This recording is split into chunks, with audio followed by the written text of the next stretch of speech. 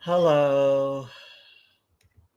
So this is the stream I don't want to have. There are a bunch of people on Twitter watching. If you would like to come on stream, you may, just as long as you have the camera on. And I will be very careful to make sure that you're an actual human being. And not merely meaning to troll me. But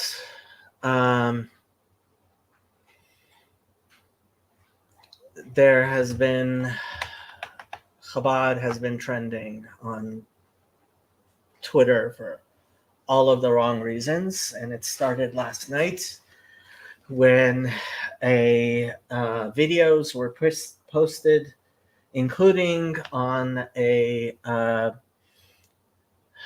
Twitter channel from TikTok, which then took the thread down, which it had millions of views already. To take that down after it had millions of views is idiotic. And so I had all kinds of people asking me, some Jewish, many not. And so, and Chabad apparently appears to have, they put out a message. We can take a look at the message. Where's that message they put out? I retweeted it.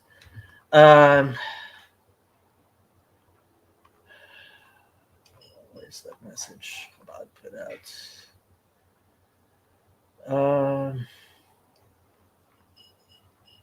I was pretty sure I retweeted it. Well, here, I will retweet it now.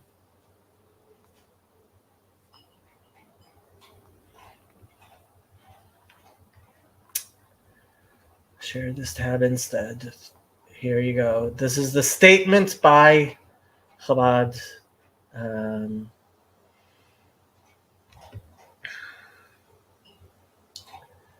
By Chabad headquarters.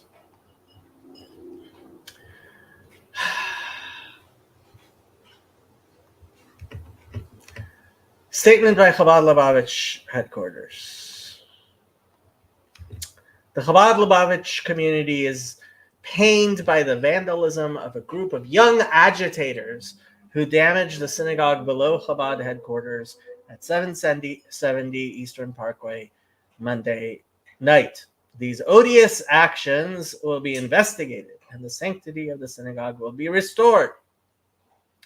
Our thanks to the New York Police Department for their professionalism and sensitivity. We are grateful for their outpouring of concern and for the support of our Chabad Lubavitch institutions around the world. Rabbi Yehuda Krinsky, chairman.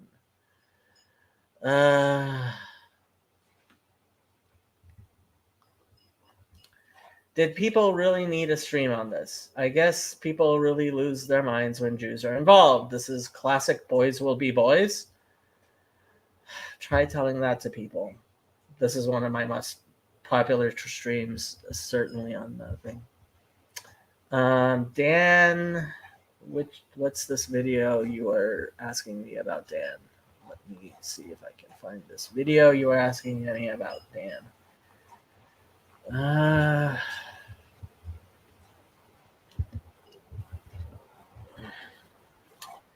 Oh, great.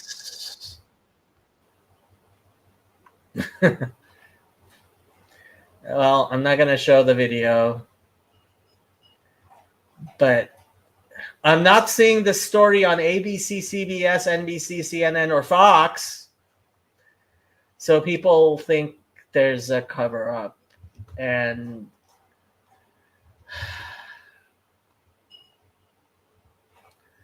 so much anti-Semitism being exposed, the world population is raising their flag to show what team they play for. Yeah. I'm going to read my the tweet I tweeted last night. Honestly, I was extremely tired last night when I wrote it. But frankly, I was pained. I did, in fact, start crying. But not for the reasons the stupid people seem to be amplifying. Whatever. So it wasn't actually bad. I think I did an okay job. So here we go. Almost 4 million views already. There were well over 10 million views when they deleted it, and this has gone all over. So, and I'm guessing it is only going to get more exposure from here. People are trying to understand what is happening here. The only answers they are getting are stupid conspiracy theories and jokes. So here it goes. And the fact is, a lot of people are making lots of jokes. And I have to say, some of the memes are pretty funny. Okay, meme time. Let me go pull up one of the memes that I actually think was a pretty good encapsulation. Yeah. Some of the jokes on Twitter are hilarious.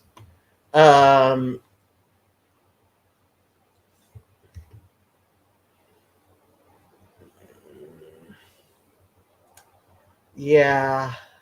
But most of what people are saying is stupidity. But since when are we surprised by people saying stupid things on the internet? Okay. What?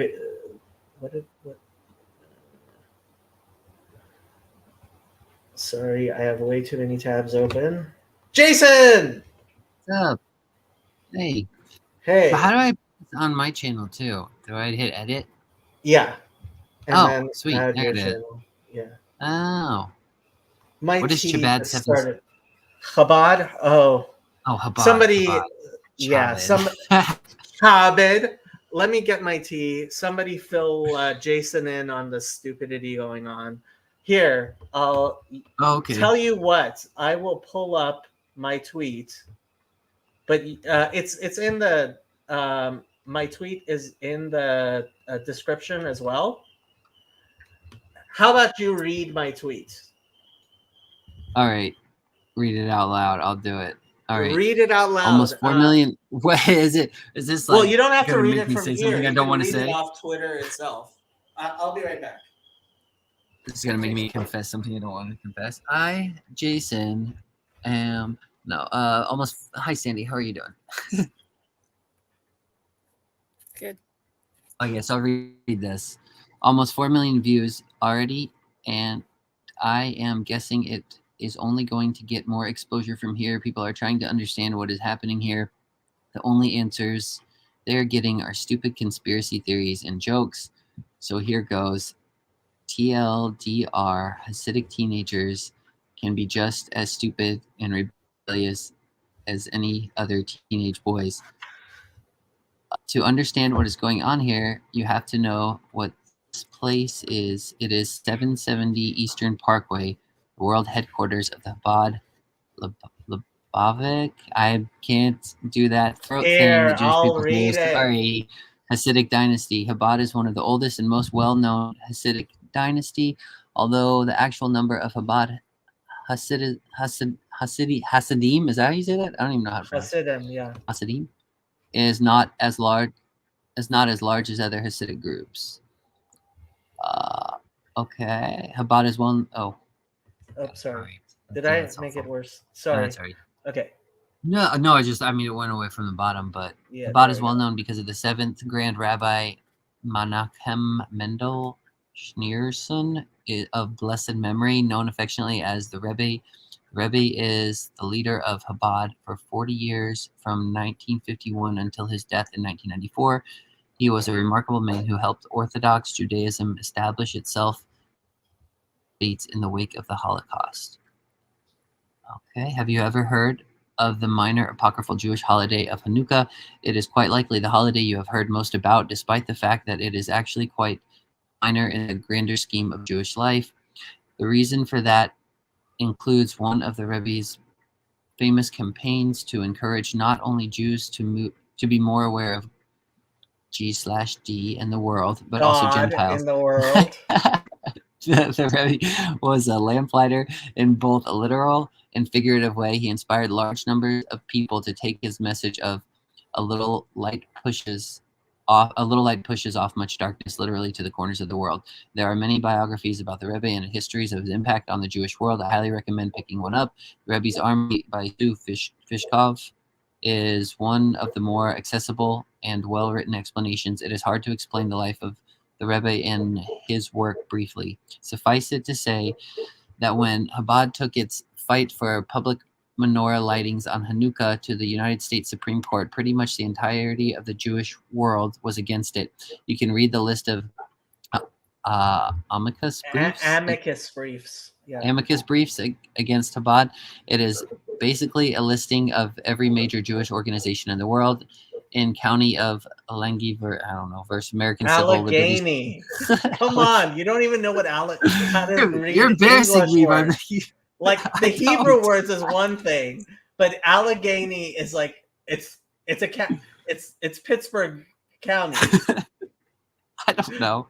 I don't know these words. All right. The Supreme Court ruled that public menorah lightings were proof that nativity scenes on Christmas were not an infringement of the Establishment Clause of the First Amendment. The Rebbe stood against the rest of Jewish world in declaring that the United States was blessed because its freedom of religion was the opposite of godless communism that he had fled from in Russia.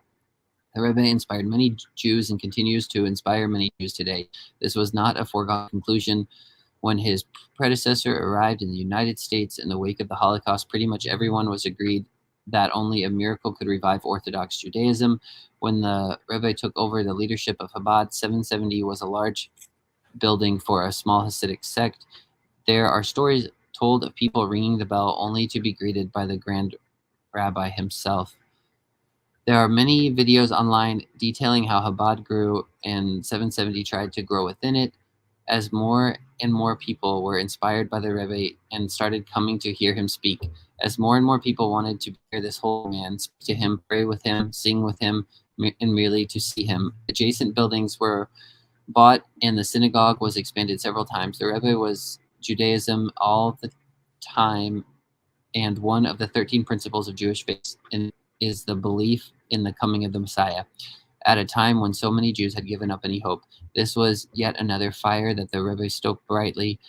Along with other people of Jewish faith, he was adamant that the whole world should look forward to the coming of the Messiah. Many people came to believe fervently that the Rebbe himself would indeed be the Messiah.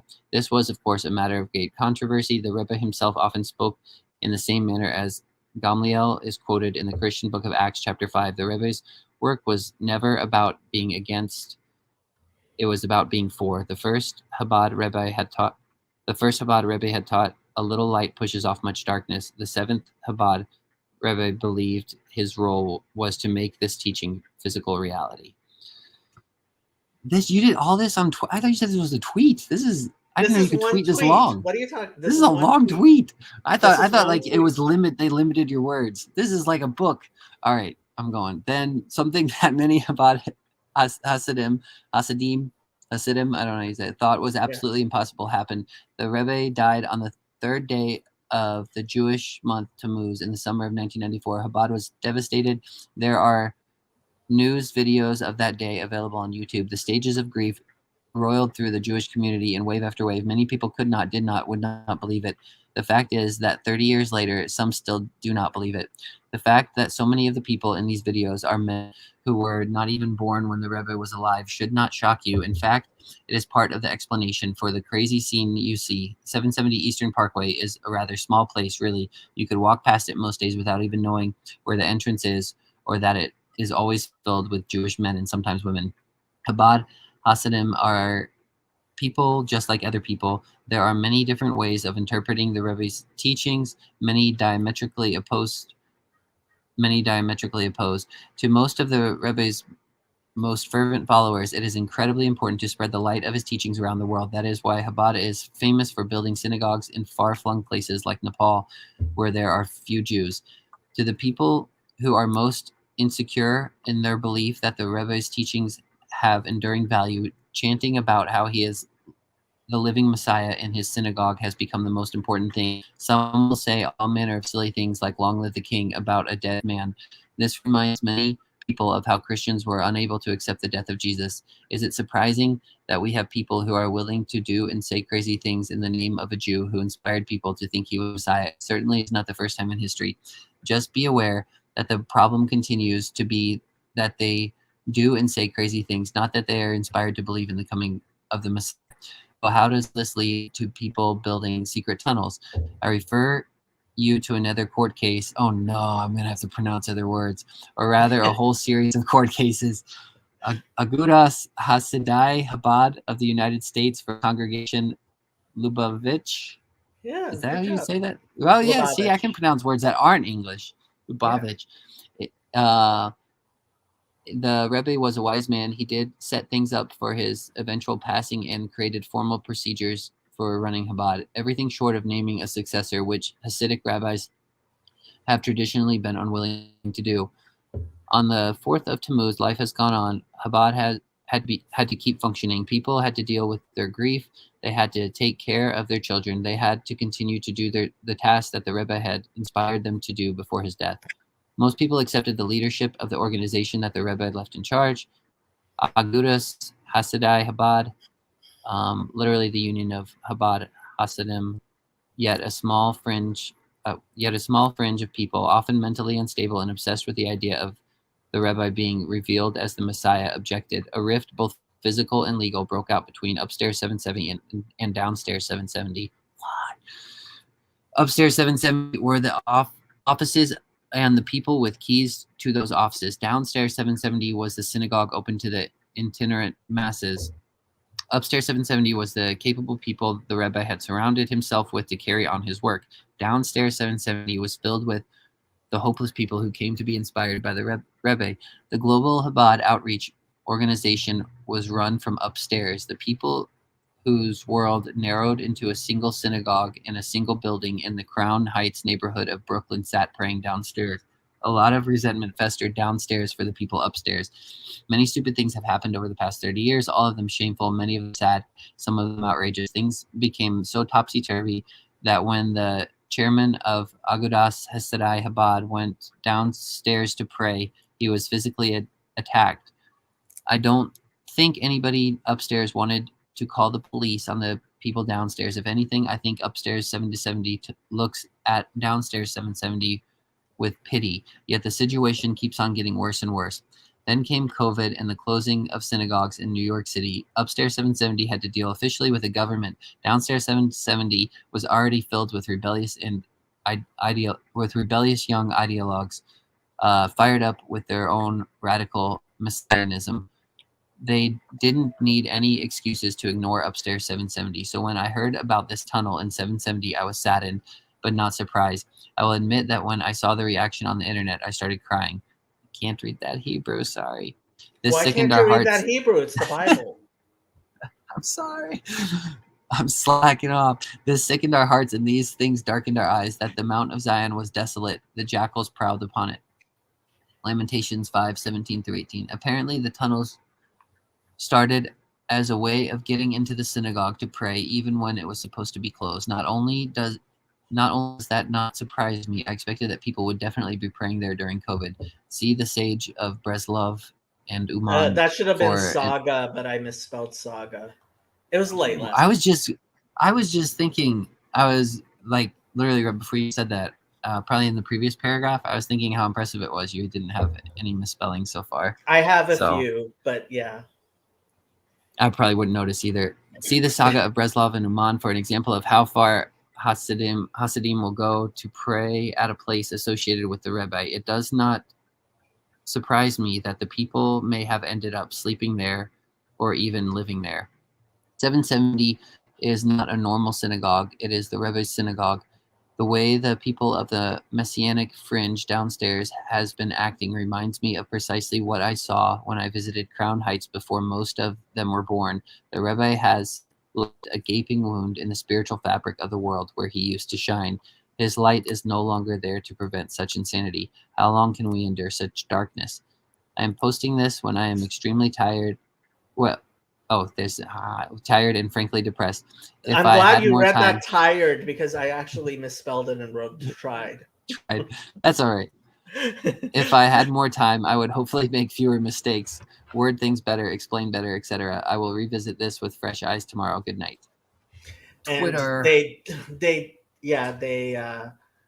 deleted So, their post, which had the videos of the tunnels.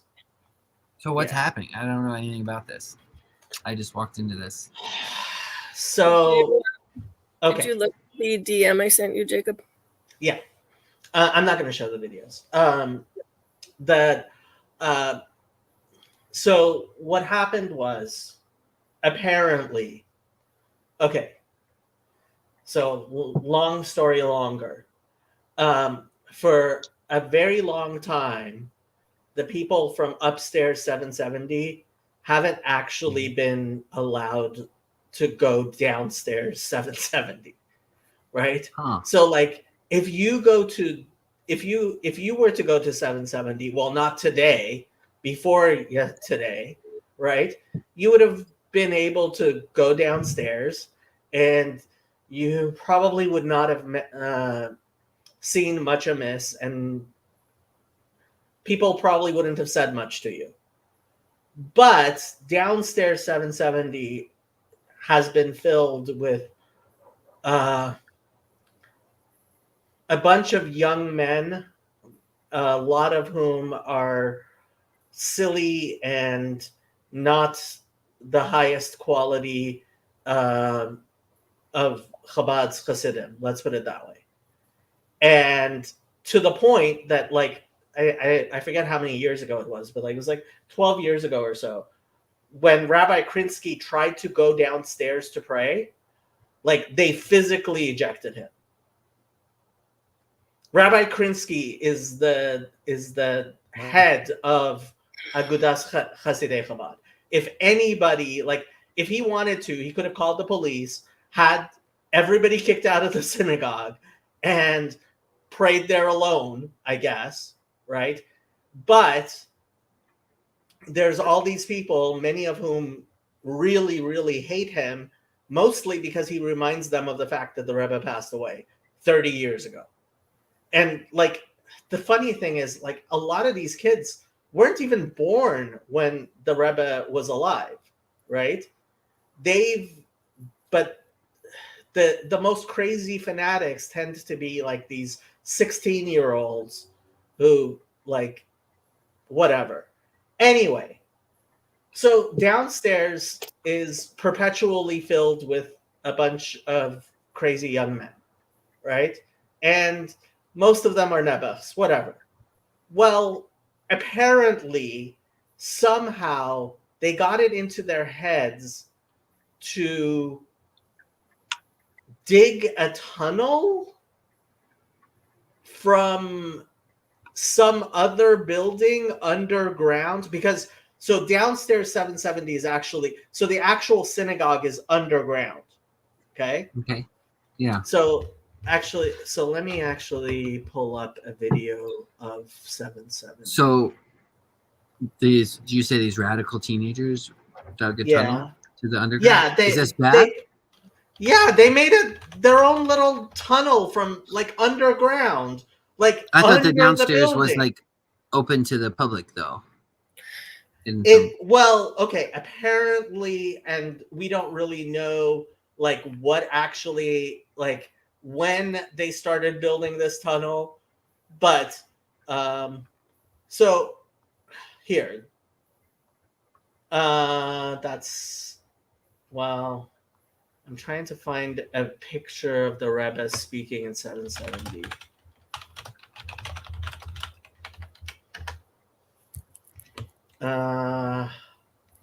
So why did they dig this tunnel again? Was it just so they could get in there and worship or something, or because they want to just mess stuff up?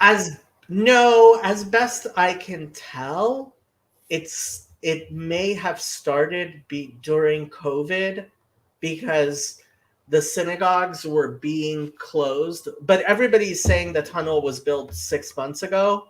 But I'm wondering, like, are they saying it was built 6 months ago because they don't want suddenly the the city charging these guys with COVID restrictions now from 2 years ago?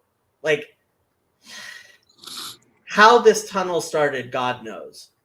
But what? Yeah. Old video. I sent also DM old video. Yeah, that is an old video. Does it show? Oh, okay. It looked like it. Yeah, this is actually a pretty good. Yeah. So here. Okay. Not sure how you found this video, but like, okay, so this is downstairs 770, which was a big hall in which, so 770 was just a building, right? And you can see the building. It's like an old, it's an old normal New York building that was an office building, right? It was an office building that was the headquarters of Chabad. But what happened was they built in the basement, they built a synagogue. And then as more and more people started coming to see the Rebbe, right? People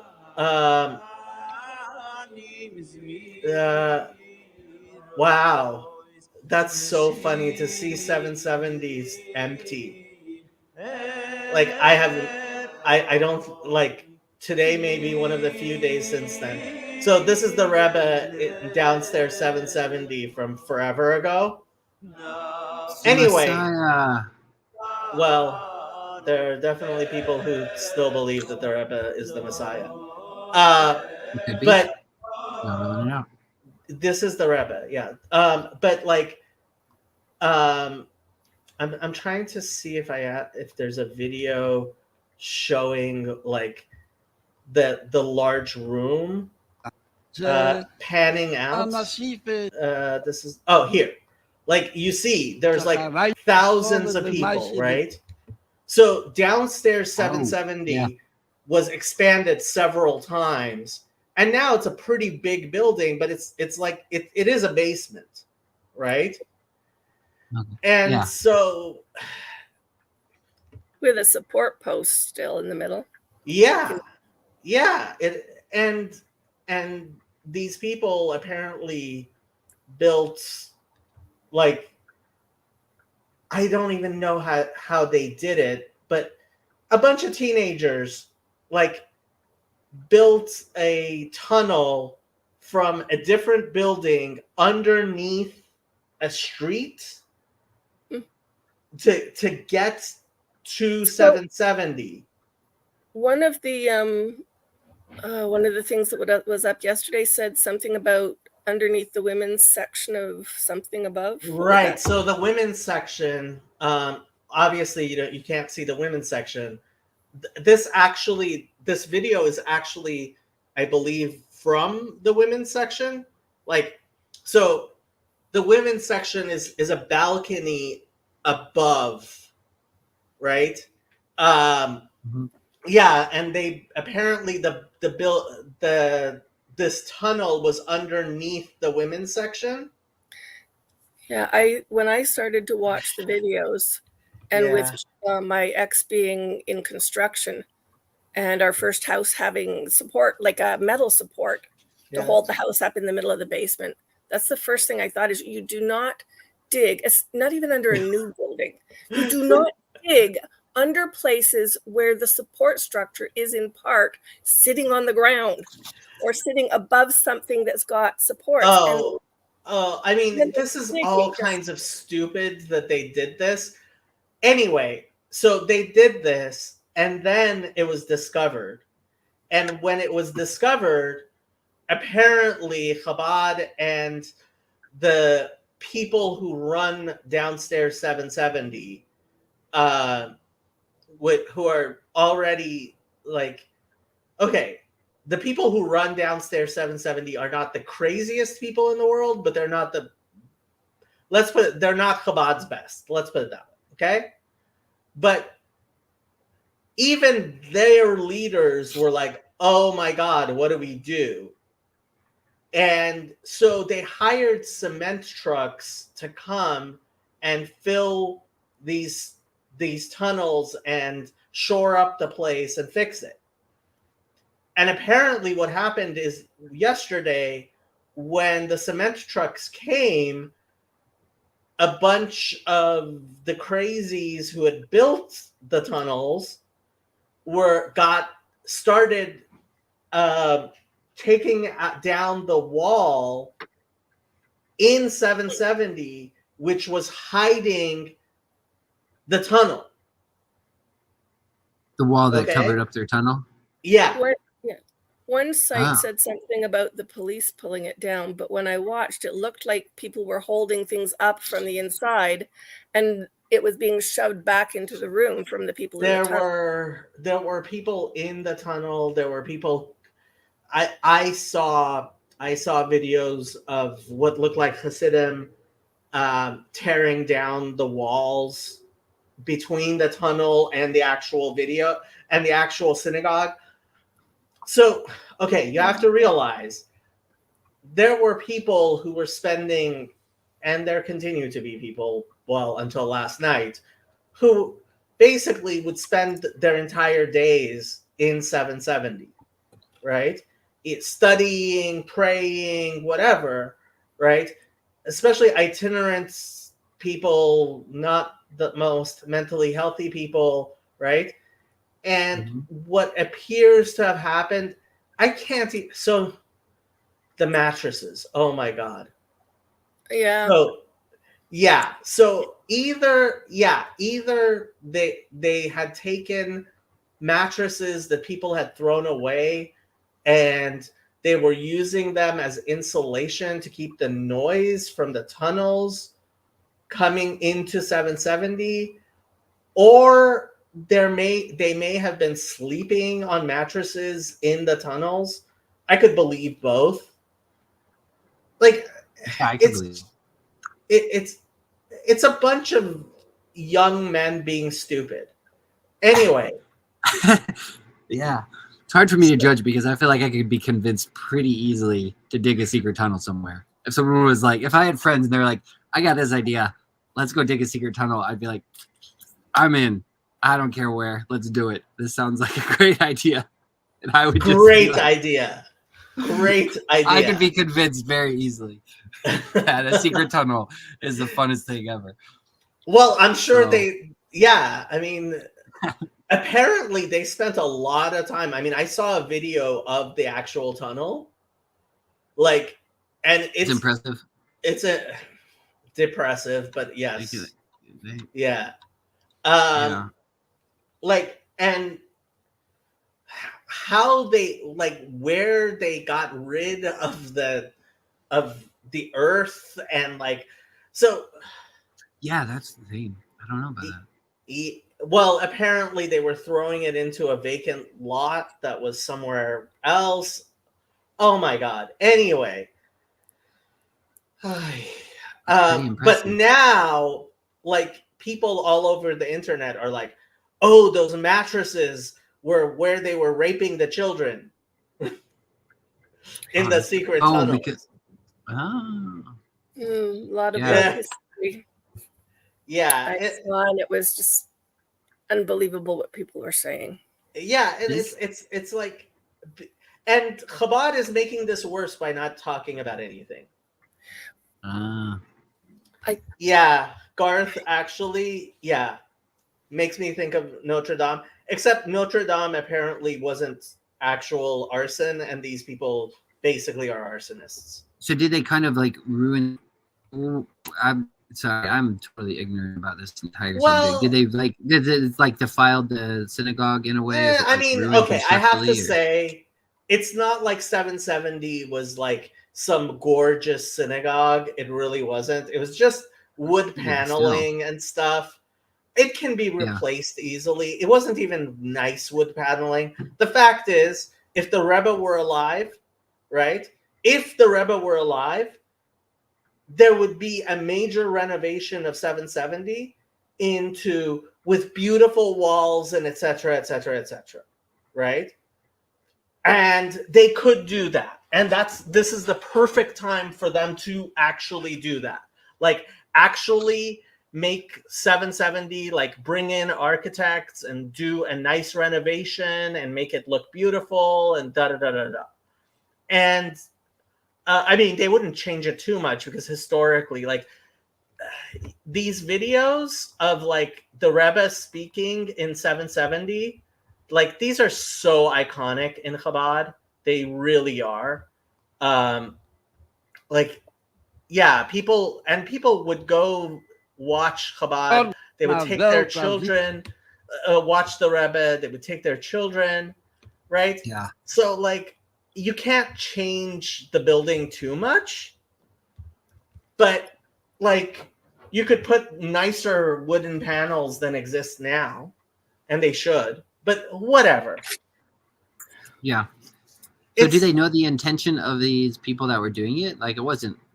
So apparently they're saying they wanted to expand 770, downstairs 770, the synagogue, so it was bigger. Which I could believe them saying that to themselves.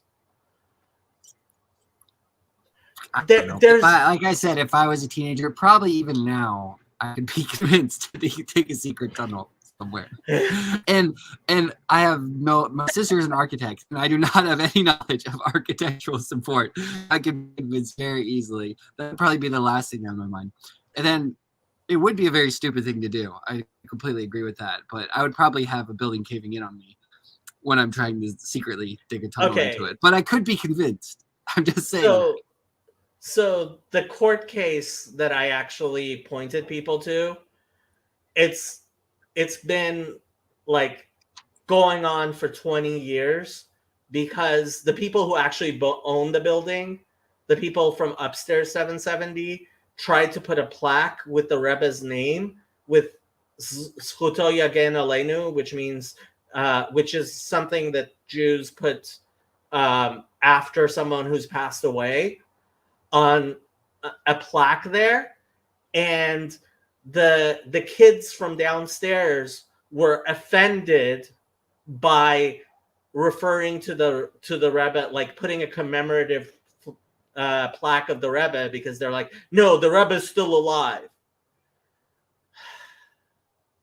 And so for years there's been all kinds of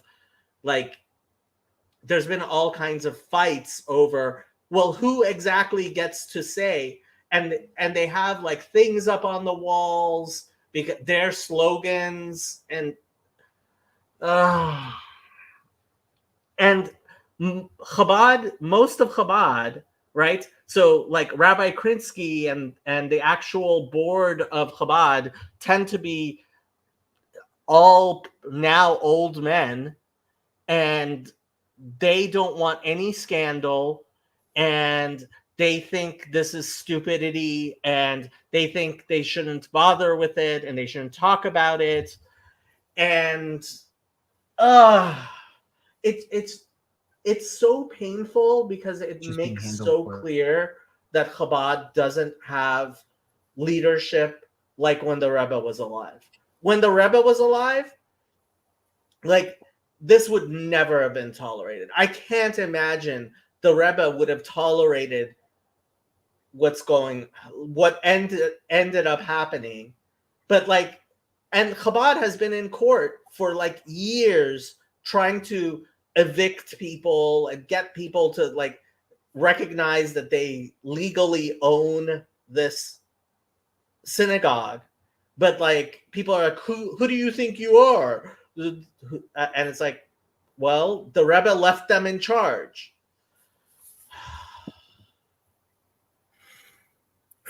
Yep. Founder leadership is hard to replace. See Christianity. Yeah. No, honestly, like, the situation in Chabad has made me, like, people ask me, why do you think it's so, like, just yesterday, the day before yesterday, I was arguing with Tripp and Michael Sartori on Twitter about Paul hijacking Jesus, right? Hijacking Christianity from the teachings of Jesus. And Tripp is like, people died for their belief in Christianity. How could you believe that it's a different, like that they didn't get the teachings of Jesus right? And it's like, well, you obviously haven't been spending your time around Chabad, because like it's very, very obvious. Yeah. It's very, very obvious that like there are people who think they represent the Rebbe who have idiotic ideas that, like, yeah.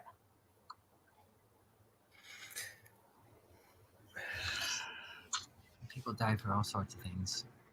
People do die for all sorts of things.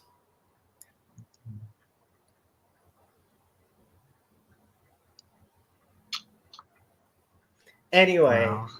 I thought I would have a stream because like the number one thing I'm hearing on Twitter is people are like, well, why aren't they talking about it? Why aren't they explaining like what was going on?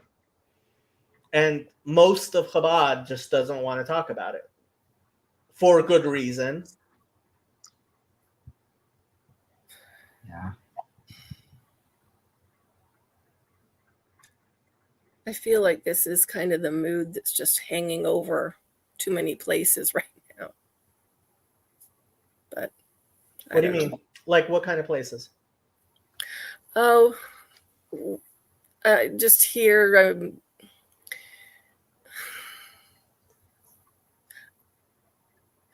People talking about people doing crazy things, but also I just look and I think I'm hearing the same kinds of leadership arguments happening in the chat group from my other denomination. Yeah. Oh, yours. You mean the CRC? Yeah.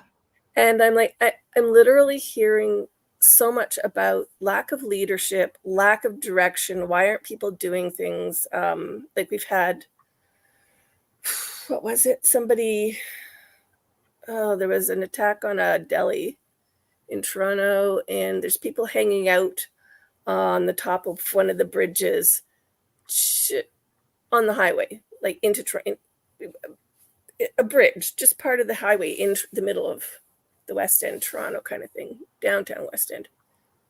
And I'm like, it's like I'm watching places I grew up. I'm feeling sad because I recognize the places and I have connections. Like where my mom worked at the law office was just south of there. My friend Jack used to live in that area. A lot of Jewish people live in that area, which is why yeah, my rabbi's actually from Toronto. Yeah. So, like, I mean, they're like, well, why do you think that they're all standing right here? And then there was this whole thing about police bringing coffee the other day, but I mean, and arguing about what happened and why and who does what. And I'm just like, I don't know. I just feel like you go through decades of life and you think that people have well-formed logic and reasons behind the things that they believe and how they choose to live that out. And then the last few years happen, and especially this year happened. And I'm not convinced that we do. Because So the conspiracy theories, I have to say, number one reason for conspiracy theories is people just cannot believe how stupid things are. And they think that they must be less stupid than they actually are. So they come up with all kinds of nefarious ideas about how it came to be, when it's actually people are far, far more stupid than you give them credit to be. And people are making horrible choices. Yep. I saw generic horrible choices the last 2 years just in retail. But with everything that's going on at the moment, I'm just seeing all kinds of anger directed. It's like, I mean, it sounds funny to say a lot, that it sounds funny when you frame what happened at 770 as just kids acting out, which I don't think it is. Just kids acting out in one sense. But a lot of the stuff that's going on that I'm watching here is sadly, kids acting out not well. And what's that bringing? Like, these are our leaders in another 5-10 years. Well, see, that's the thing. Okay, so Garth says Chabad might want to deal with internal affairs first before putting out a statement this soon. Chabad has been dealing with this for 30 years. Since the Rebbe died at age 92 in 1994, right? When was this tunnel built? What? So this tunnel the tunnel isn't. But the situation that led to this tunnel. With the upstairs, downstairs thing. Gotcha. The upstairs, downstairs thing, the fact that the people who are actually like responsible for the building don't have control of what's going on downstairs in the synagogue, right? Rabbi Krinsky, like the fact he can't go downstairs in the building that he's responsible for, right? And pray in the synagogue like a normal person. He's responsible for that synagogue. He should be praying there 3 times a day. He's not praying there 3 times a day. And now Rabbi Krinsky's like in his 90s. How old is Rabbi Krinsky now? Christian Golden's in the chat. What's up, man? Rabbi Krinsky is 90 years old now. That's right? Old. Yeah, and we have no like real replacement or way of replacing him. And so what's happening is, as people who were on the board, like the Rebbe appointed the board of Agudas Hasidei Chabad, which is the organization. As those people are dying, their children are inheriting the position. How long is that going to work?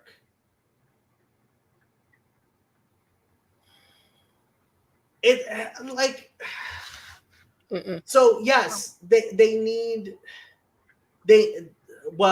that's another problem is, Garth, when it comes down to it, part of the problem is like the people from upstairs don't want to send a bunch of kids to jail. They don't want to call police on a bunch of young kids who are too fervently convinced in the Rebbe's being the Messiah. Right? Is this Christian? Yeah. Who's a top of Christian Golden?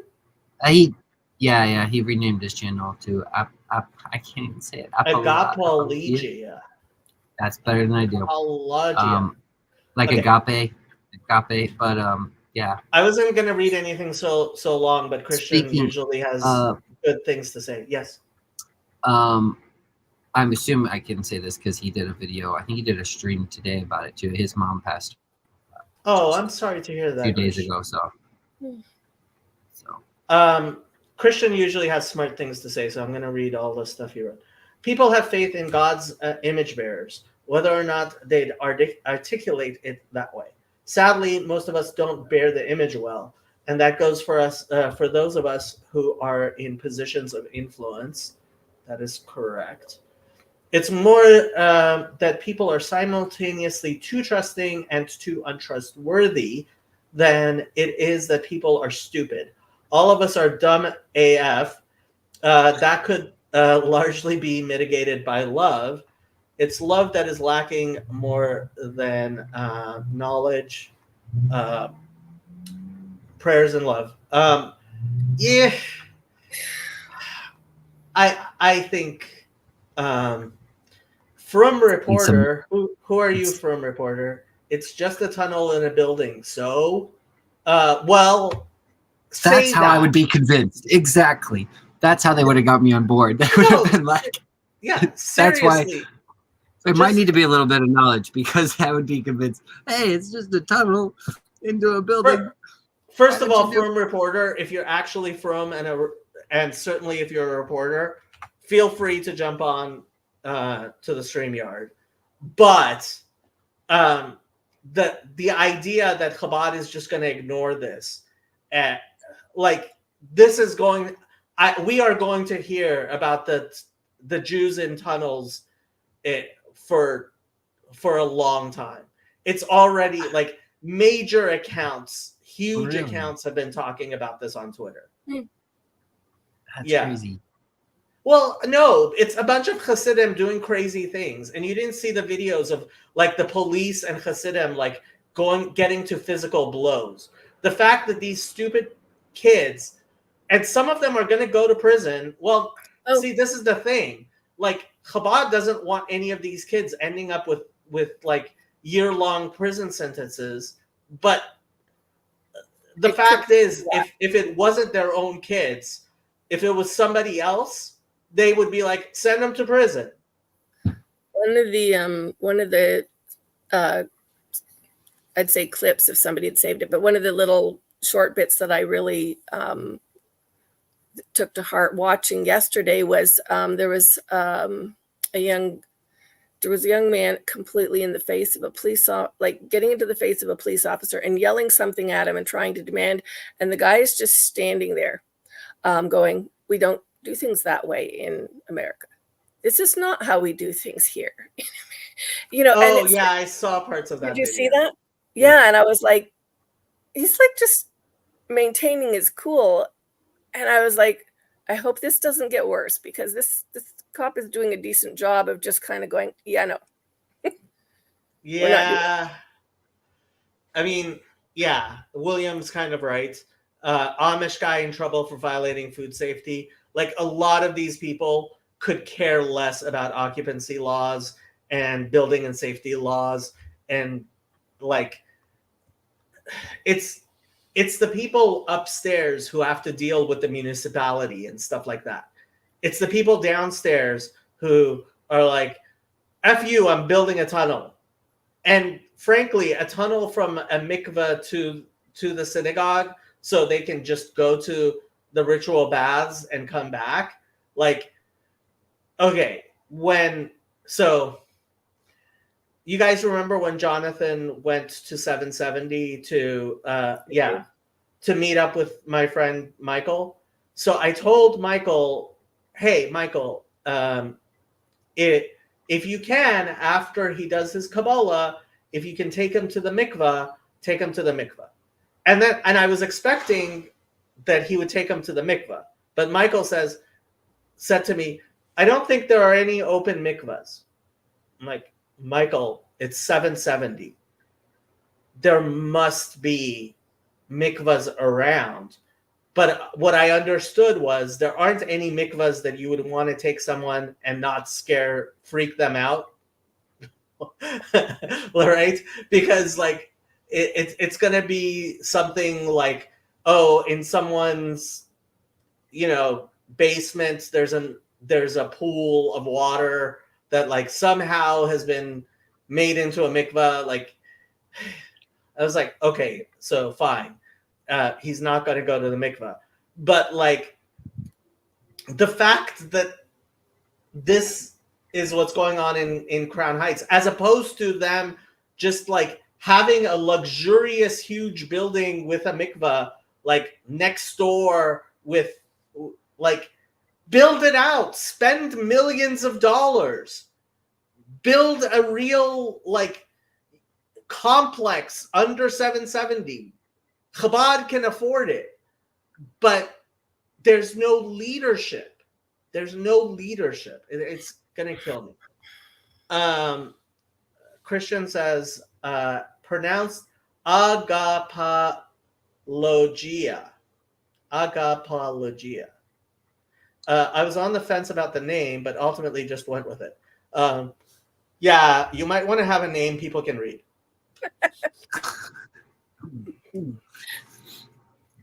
The FDA mafia after raw milk worshippers for years now. Yeah, like that's the funniest thing about raw milk. Like, it's so funny that people are still. Yeah, I mean, I have to say, this is from the guy whose channel's name is Faturecci. So, yeah, the raw milk thing is just so funny. I don't understand why people are so adamant about raw milk. Have you heard about this? I haven't heard about this. Tell me. It Okay. sounds interesting. So, raw milk is basically illegal. You cannot sell raw milk in the United States or Canada because it's really dangerous. We can't sell it. No.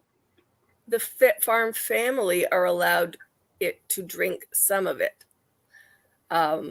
Yeah, if you have a cow, you're allowed to drink your own milk without pasteurizing it, but you're not allowed to sell raw milk because raw milk is really dangerous. And there's plenty of people. So Garth is apparently one of these raw milk people, right? And well, it's I understand why you can sell it, but why is it so? I mean, you could, yeah, if you, like you said, if you have your own cow or goat or whatever, you could drink it. Why is it so dangerous though? Because those people are fine, right? If not, no, because the when you pasteurize it, yeah, infections from cows to humans. What? It happens. Yeah. Mm-hmm. Overstated. It's not overstated. It really is not. Like, the people who are raw milk enthusiasts, like, I almost want the FDA just to give up, let them do it, have a bunch of people, God forbid, die, and then we won't have so many raw food. Like, at some point, you just have to let people die of raw milk, because that's the only way you can show people can die of raw milk.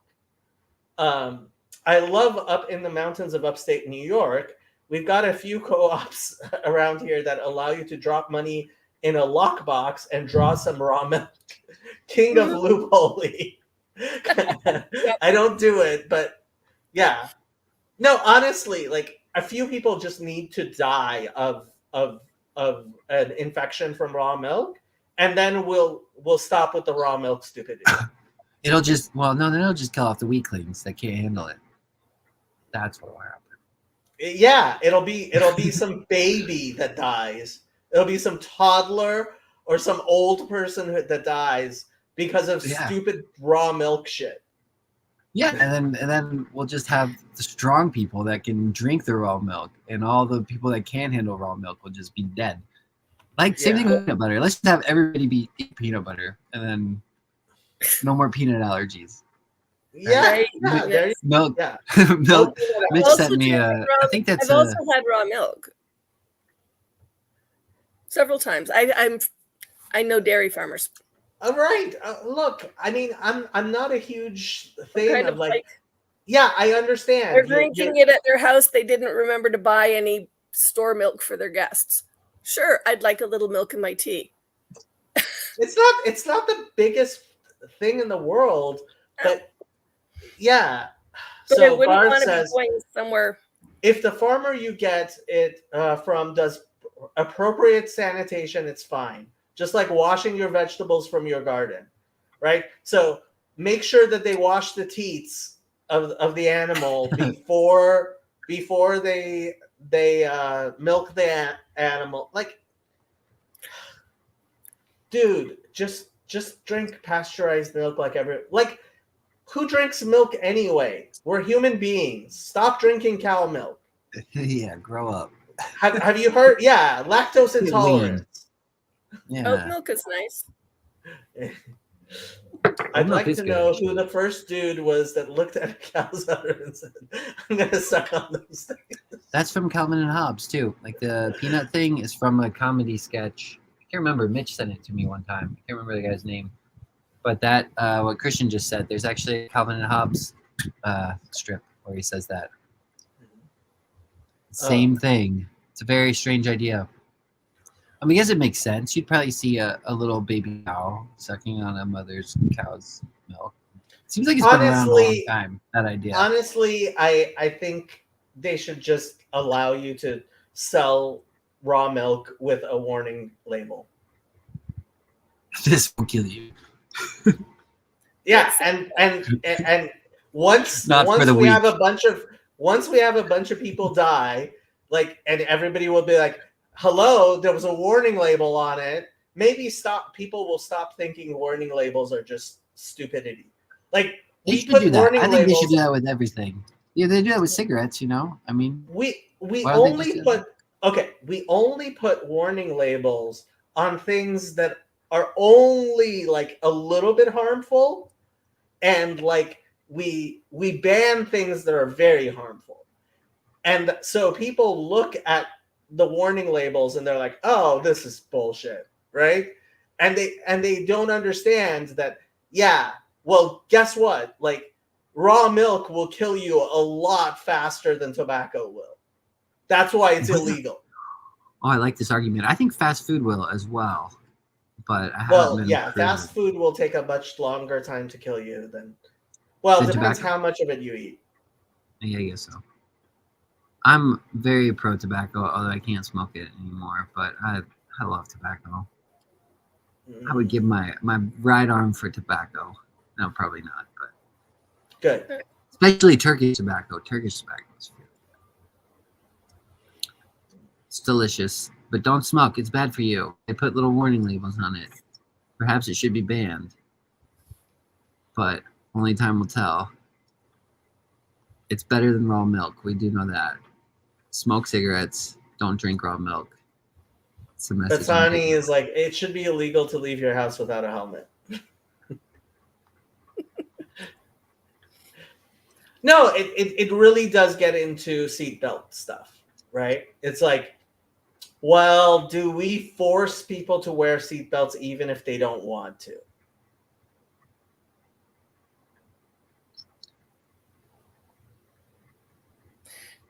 Yes. We do. Should we? Like, let people, like, yeah. Yes. Because if not, you become a potential projectile, and if you run into, there are some. No, I'm not. Sorry. I believe you. That would just be a horrible way to, like, if you were killed by the person flying out of the car, that'd be terrifying. That could happen. I believe you.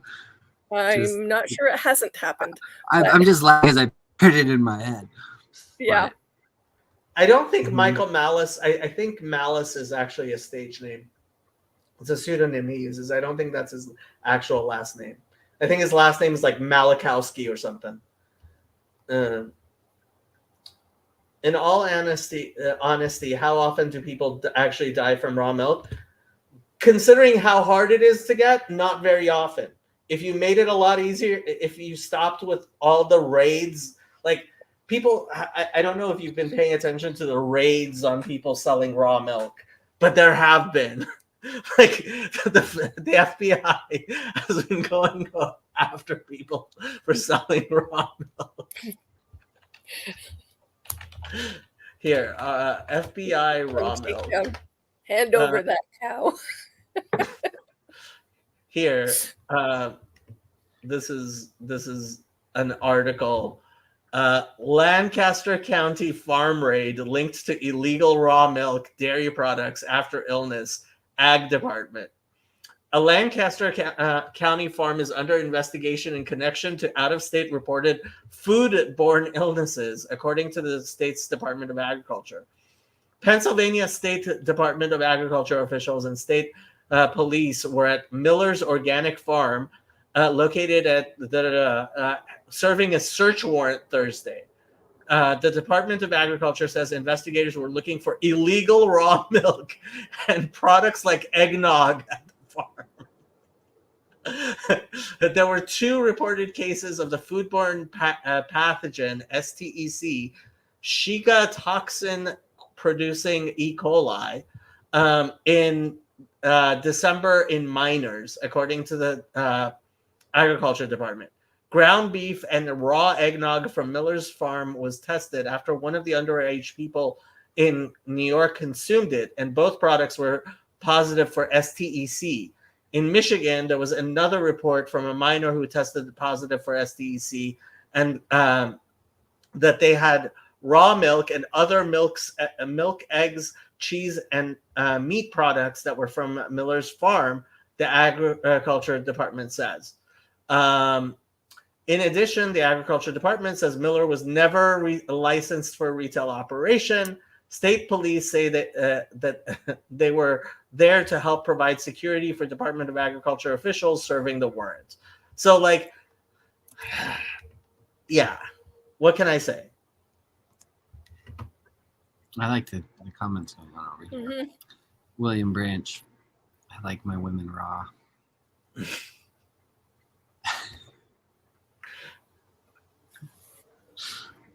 I agree. That's good. Very good.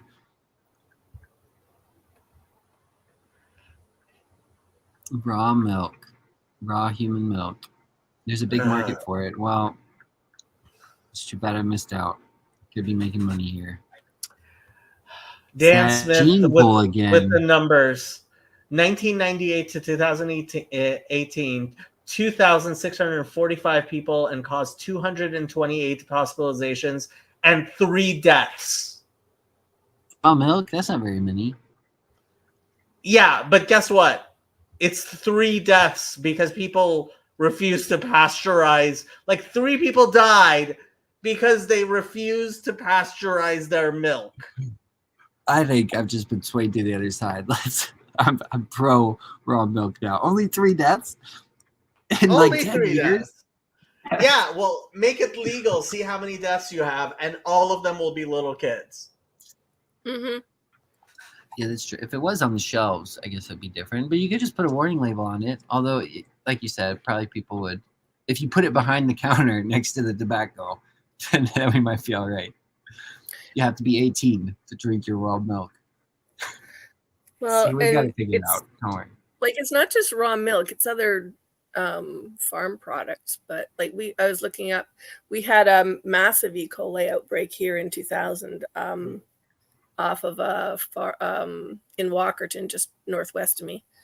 And so, yeah, I popped an article I'm reading over in your thing, but it's not just, but there again, they've got a picture of Sick Kids Hospital. And so, I mean, it doesn't say it was milk. It was actually got into the drinking water from the farm because the animals had E. coli. People who weren't even necessarily consuming products from the farm got sick because the water system got infected, and therefore a bunch of people died. And one of the things that it says partway down the article is that what got people even interested in the disease as a disease was the multi-state thing that happened in the U.S. It said in 95, I think it was. Well, apparently, so what happens is that there's E. coli like transmission. And like it spreads these particular pathogens and stuff. Yeah. 7 people died. Yeah. Yeah, notable outbreaks in Canada. 14 children in Toronto area in 1980. Now recognized as one of the earliest known instances of E. coli infection. 13 of the children treated at Sick Kids in Toronto, and the 14th died suddenly at home. Yeah, I mean, if you can avoid a thing like this simply by pasteurizing, and honestly, if it was just adults getting sick, I think it would be very different than parents giving it to little children. Is there truth to the idea of like just the exposure whole theory? Like, what do you mean? You'd be more immune to these things if you're around it more? Oh, like yeah. if you I mean, like people who grow up on a farm probably aren't affected as much by having poop on okay. their So udders. there definitely is some of that, and maybe we are using too much antibiotics and like the hygiene theory, and yeah, but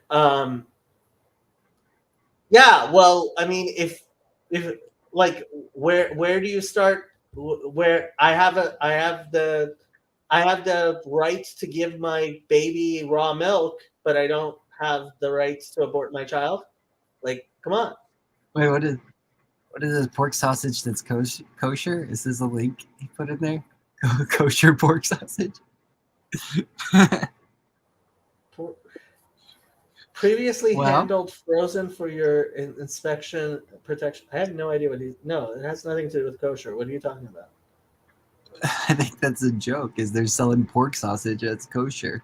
Oh, it says kosher. Yeah, I have premium pork sausage kosher. Does raw milk even get you high? He did ask earlier if there's breast milk cheese. Okay, we are not discussing that. We are not discussing that. Stop. I wanted to. At some point, this is just like no. I probably shouldn't Google that. Actually, puerile.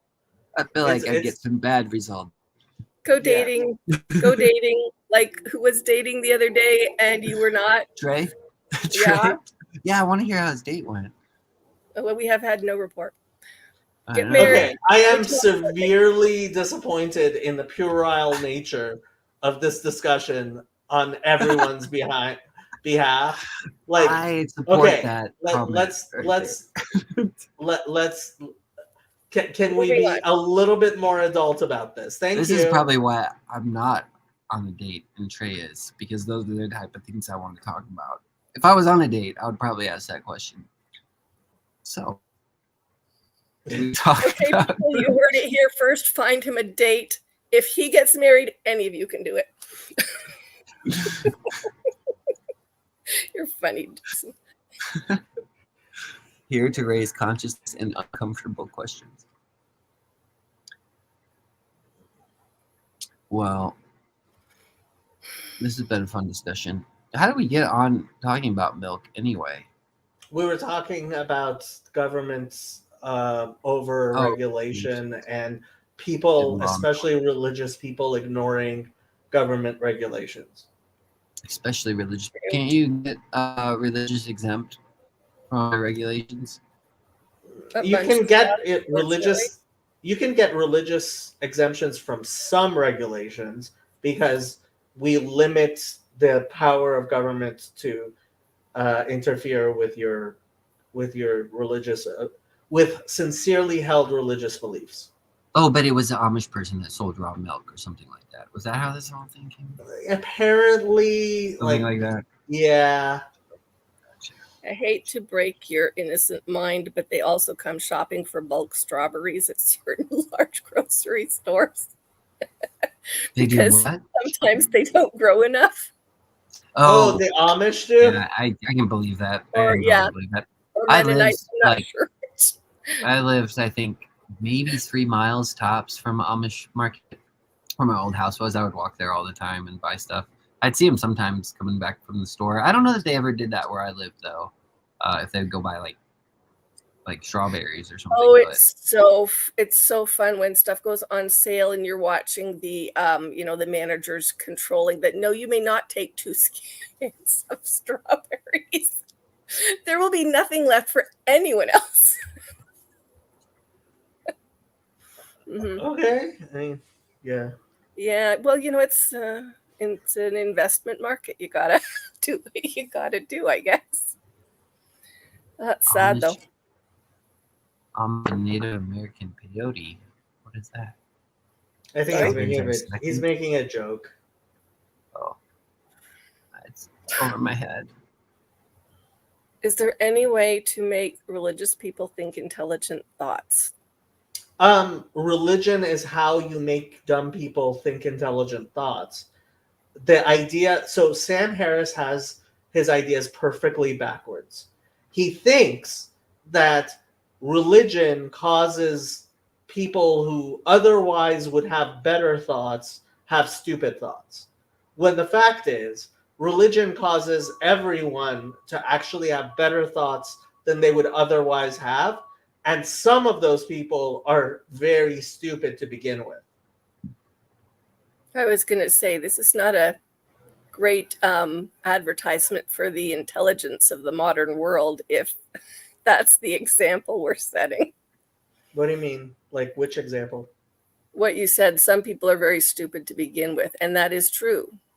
Yeah, no, I mean, it's not like the kids who were digging that tunnel would have been not like doing something stupid elsewhere. Exactly. Right? They would probably be doing something even Guilty. far dumber than building a tunnel under a synagogue. Yep. I agree. That's what I mean. Rabbi, Guilty of that. I am trying to tamp down on the stupidity in the world.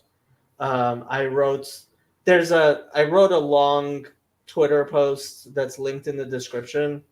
It's still there, I'm pretty sure. Describing some of what is going on, but Too Long didn't read a bunch of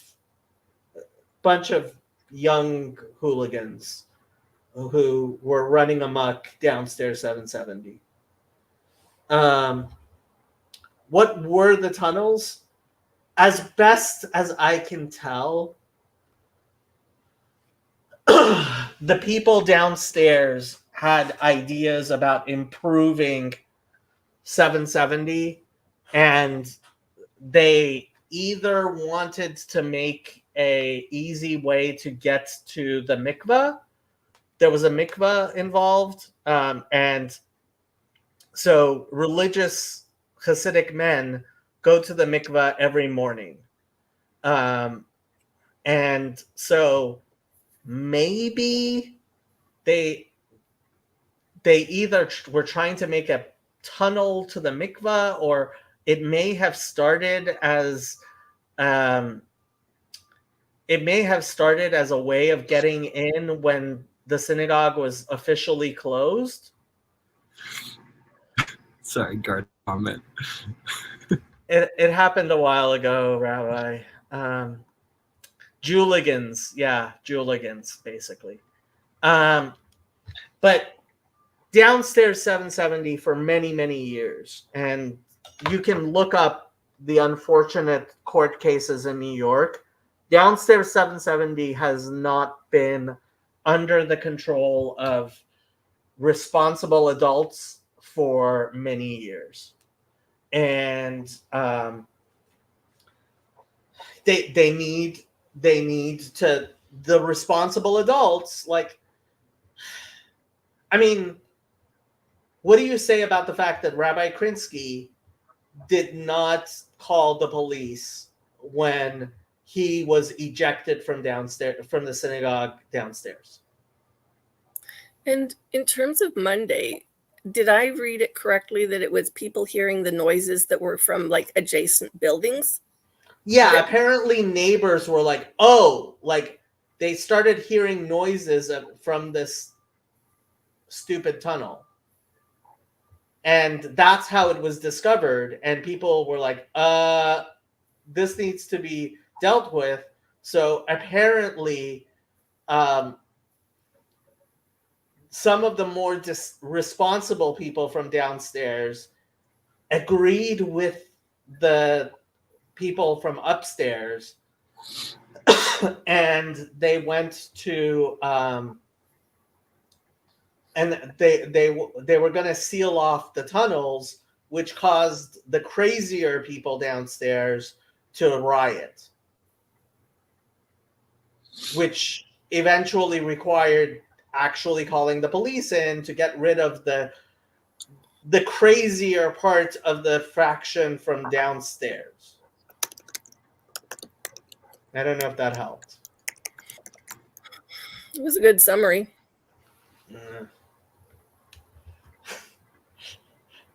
you got to respect a good tunnel.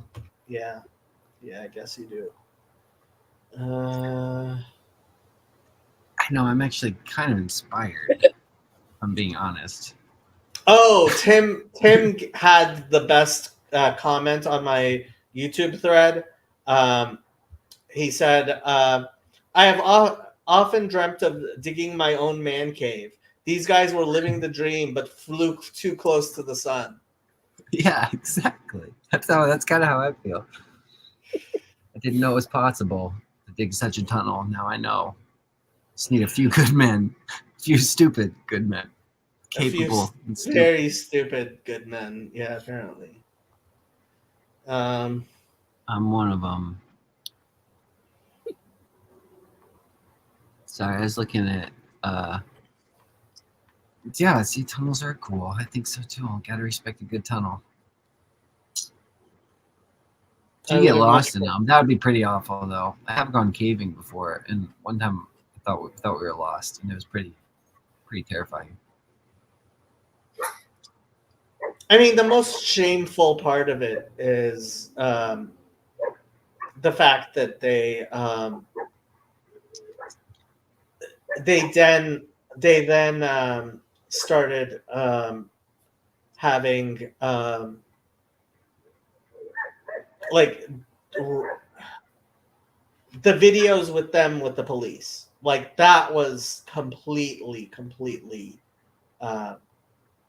horrible and unforgivable and stupid. But it is what it is.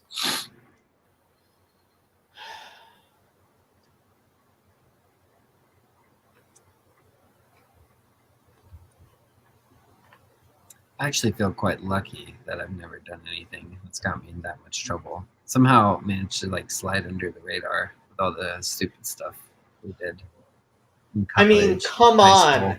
Digging a physical tunnel?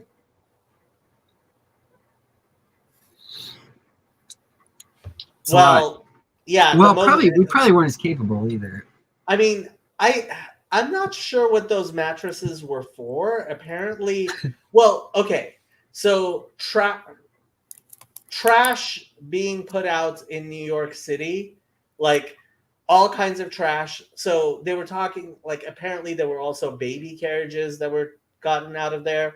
And it's like, okay, this is New York City, right? So people throw things, large, bulky items out, and other people decide, oh, I can repurpose this, right? So if you're building a tunnel like that, I assume you might be like you might actually go to a local hardware store and try to buy a wheelbarrow, but you might also pick up like a carriage that somebody threw out and start using that, right? And similarly, as far as going out and buying actual insulation and reducing the noise, etc., yeah, you might do that, but you might also like just grab things that were thrown away, like old mattresses.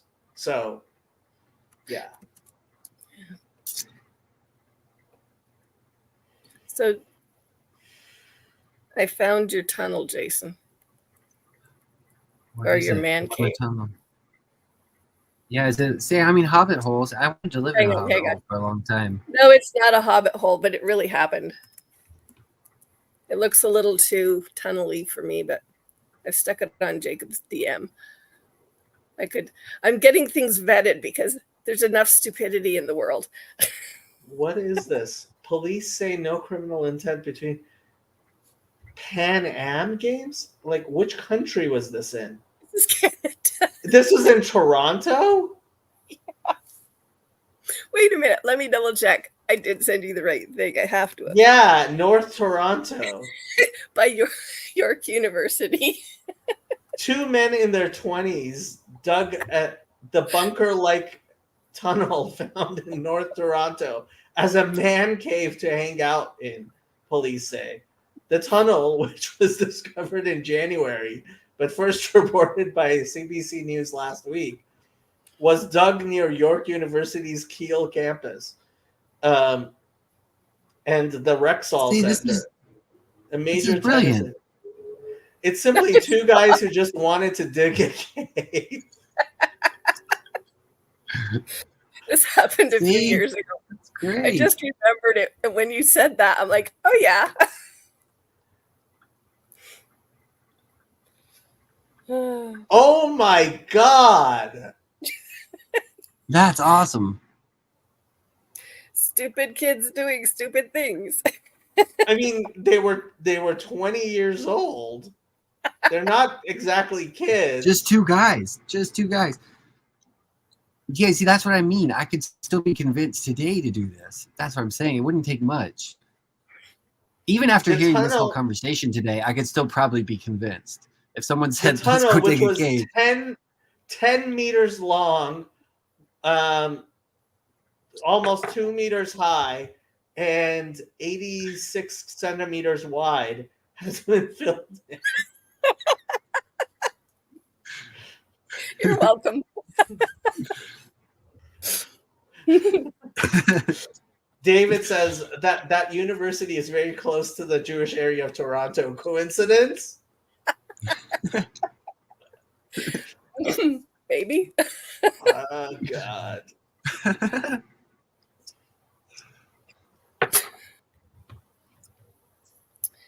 Yep. I wonder if they were married.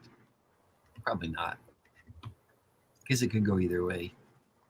Why would you build a man cave with somebody you're married to? No, not that married together. Just that they were married and like had kids, and they're like, we need a man cave to get away. Oh, to get away from. Okay, because I'm going, what? So it could go that way, or it could be like, well, they obviously weren't married, and that's why they're doing such crazy stuff. Because they just have too much time on their hands.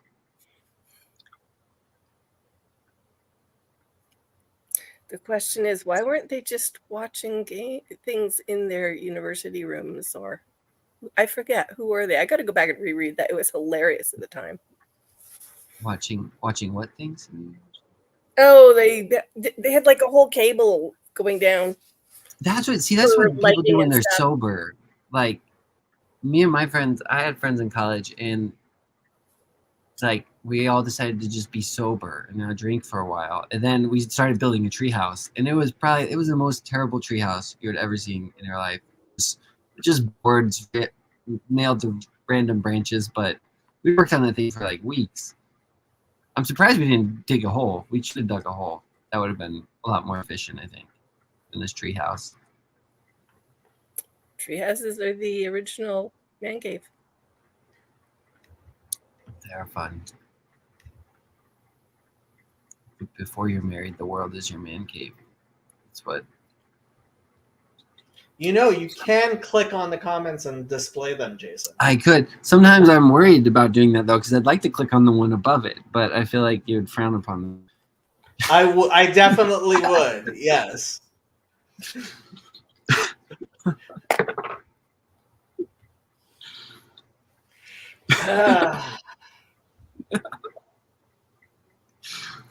Oh, I love jokes like that. Really got a cat because his channel and talking to all you guys is definitely like wrangling cats.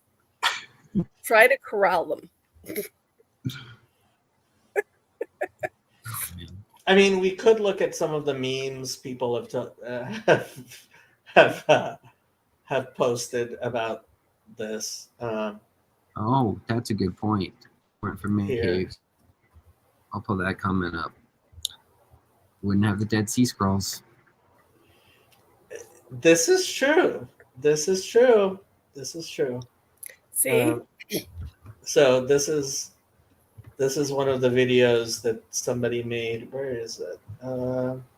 So underground New York City. No way. That's crazy.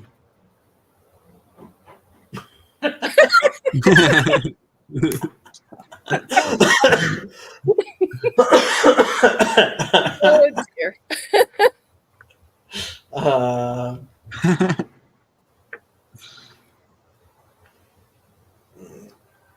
Yeah.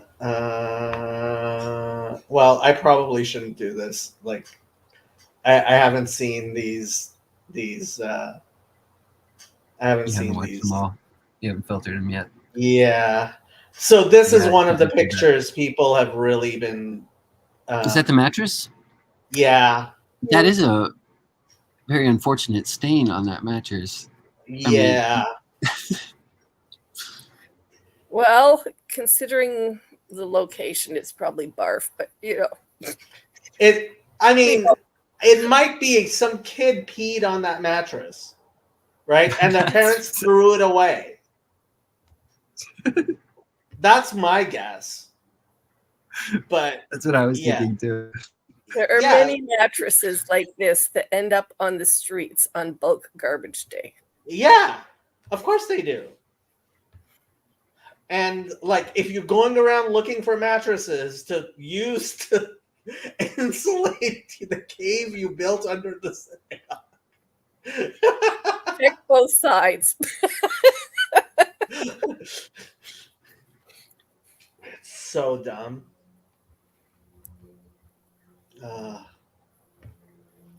Yeah.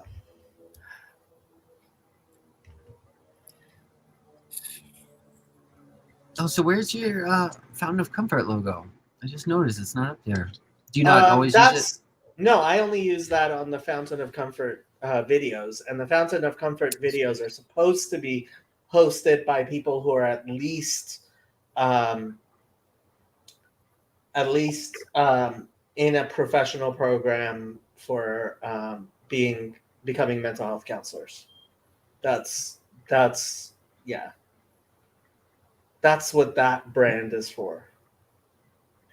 I'm hoping to get Gage and Colin and Max and Ryan to host stuff on Fountain of Comfort, because we're all well, Max is already. What style of stuff? I think. Well, it's supposed to be mental health related. It's supposed to be public education about mental health. Yeah. Just any type of videos they want to do. Yeah, just anything they want to do, but like have it be on topic. Gotcha. And have them there as someone who actually knows what they're talking about. Like, well, Max is already an ACSW, so he's almost licensed as a clinical social worker. I mean, I would love if I could get Sevilla, who is a licensed clinical social worker, involved, or Dr. Peterson, if he wants to stream on my channel, he's very welcome. John Vervaeke, if he wants to stream on I would be curious. Do it. Yeah, let's get him in here. I don't. Yeah. But how do you? Because I know you said when you were going to school, you said you thought a lot of the stuff being taught, which is bullshit. Dumb. It is. Yeah. So how would you? So you would kind of. I mean, these are people you know personally that you trust. Yeah, like their opinions. Yeah. Oh, yeah. These are people I actually think know what they're talking about. Yeah. But they're. So, I mean, part of my thing with Fountain of Comfort is, like, I actually want there to be people who know what they're talking about, Like, it would be nice if, like, the people who are actually mental health professionals actually knew more than the people who aren't. Yeah. It would be nice, don't you think? Mm-hmm. That would be, yeah. Yeah. Bye, Rabbi. But here we are. Thank you for talking about cheese and tunnels. And embarrassing me in front of Rabbi Mullet. Goodbye. Bye. I embarrassed you, or the comment section did? Yes, Jason, you're so embarrassing. I don't know why I let you on my channel. Who let you on my channel? I don't know. By the way, free slot on here. You wanted to stream. What do you want to stream about? I was thinking about streaming. I didn't really know. I just figured I'd start one up and see what happened. Yeah. Oh, and Sandy started a channel. I heard. Yeah. I don't know if you were ready for it to be announced, but she did. It was announced last night. I shushed a couple Who spilled the beans? CW spilled the beans. CW, yeah, he's the one who sent me. Yeah, CW is your biggest fan, Sandy. Yeah, he's been pushing to. Well, you told us to both go and get some training, so we did. And so he kept asking me, "Have you done anything with it yet? Have you done anything with it yet?" No. So CW is a strange guy. And I was all in favor of him starting his channel until I heard he's starting it by platforming Dunning-Kruger.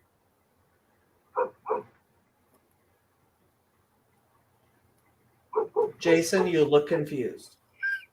No, it's a little thing popped up on my computer screen. It said new memories. It was just my computer's being silly. It was just like a photo popped up all of a sudden. I was like, what the heck is that? I thought I got like a text message, but it was just my computer trying to remind me of my dead dog. How nice. Thank you. Let me go cry. I'm just kidding. yeah. It's like, hey, look at these memories. Don't forget. So are you the next person that I now get to turn around and pester you as to what you're going to talk about and when you're going to start this, like CW is pestering me? Me? Yeah. What? Jason? Start. Oh, I have my own channel. I know. Are you going to stream some stuff? Yeah, I'd like to stream more. When I did the one yesterday, I'm not really sure what to do. Great. I'll just try to use discretion of like here and there where I'm gonna stream to, because that was one thing I was gonna ask you, Jacob, because I know some of the conversations I had in the past on my channel where, well, most of them were a lot of them were probably more Christian focused, I guess, but then some of them I was just trying to talk to people from all sorts of different beliefs, so I didn't know if your channel was more Jewish centric. Jason, so the big thing with you as opposed to the people that I kicked off, like for example Mark Lefebvre, is yours is Bible based stuff usually, but that's what I mean is sometimes like one. Yeah, but I trust you to have a Bible based point of view or something. Yeah. And while like Mark is a nice enough guy, and I tried very hard to like I tried to support him. Like his content isn't the type of content I want on my channel, whereas your Bible all the time. Yeah, usually that's what I mean. But one time, I mean, the reason there were a few conversations last year where, I mean, I think a few times I talked to people that were, like I said yesterday, that were basically, I think they would describe themselves as witches. And then if I like wanted to talk to someone about Hinduism or things like that, that's what I mean, where like I'll try to probably try to have discretion, where I'm like, I don't know if this conversation would be good for your channel. But if you want me to just do that and do a disclaimer, I don't mind streaming it to Jason, so this is the thing. I gave you the authority because I trust that you're going to be more worried about it than I am. All right. And if you do something that like I actually don't like, I'll let you know, and then we'll know. But don't worry about it. Okay. I trust you more than I trust 99% of the people on my channel, including myself. Well, thank you for that. It's really interesting. I mean, I think some of the, like, personally, I've said this before, some of the most interesting conversations I had, the most important ones for me last year, that's why I said, I knew I was going to be so busy last year, and I was like, if I'm going to do anything, I'm going to do the Hebrew Bible study, because that was kind of the top priority for me. But some of I've had some really interesting conversations too with talking to the people in more like, I guess, pagan or witchcraft practices. I think some of the reason I'm interested in it too is because there was a lot of Protestant, if I'm being honest, a lot of Protestant Christianity. There's a lot of similarities between that. And so that kind of always interests me.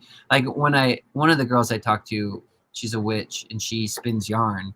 and she'll sell the yarn. And she was telling me that she's even had like Catholic people ask her, because she'll like spin yarn with intention or something, or like, and I was like, this kind of sounds the way some Christians use prayer cloths and things like that, where you give them, like she'd give you the yarn, but they'd give you a cloth made from the yarn where you've like prayed over it and kind of done these rituals over it and things like that. So that I always thought that was kind of interesting. And then even the ideas of like herbalism and all that seems very similar. But I think the first girl I talked to, I don't know if she would call herself a witch anymore. She used to be a witch, but she had a really interesting story where she basically was doing some dark stuff, and basically a demon, I think, sounded like that. I think that's how she would describe it. Some demonic spirit started attacking her and causing her a lot of trouble. And I guess one of her friends said, well, let's just pray. What is that prayer called? Is it a novena?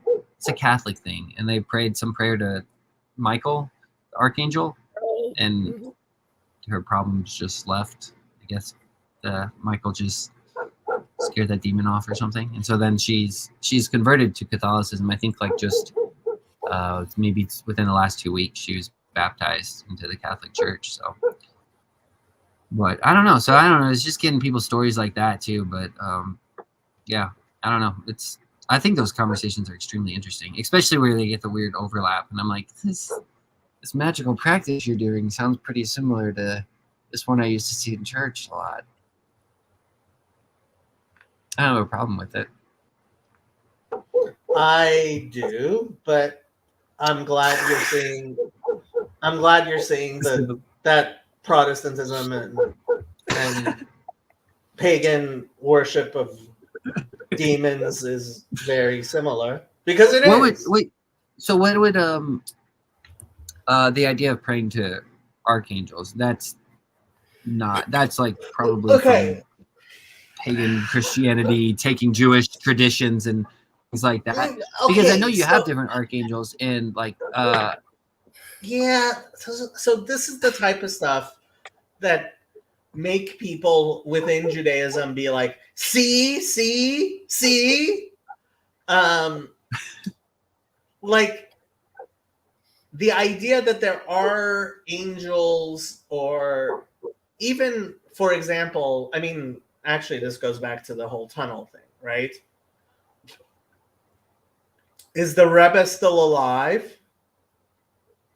Well, obviously, I believe that the Rebbe, being a saintly man, is like alive in a sense, because like we even at during the book club, we were discussing like wicked people during their lives are like dead people, and saintly people even after their deaths are living people. Like this is something we say in Judaism. Yeah, until you take it literally, and then you're an idiot. Well, the reason this is interesting because even Jesus, when he's pressed about the resurrection, he says something similar to what you're saying. He brought up Abraham, Isaac, and Jacob and said he's not the God of the dead, but of the living. Right. So the way Jesus actually thinks about resurrection is different than most Christians describe it, but right.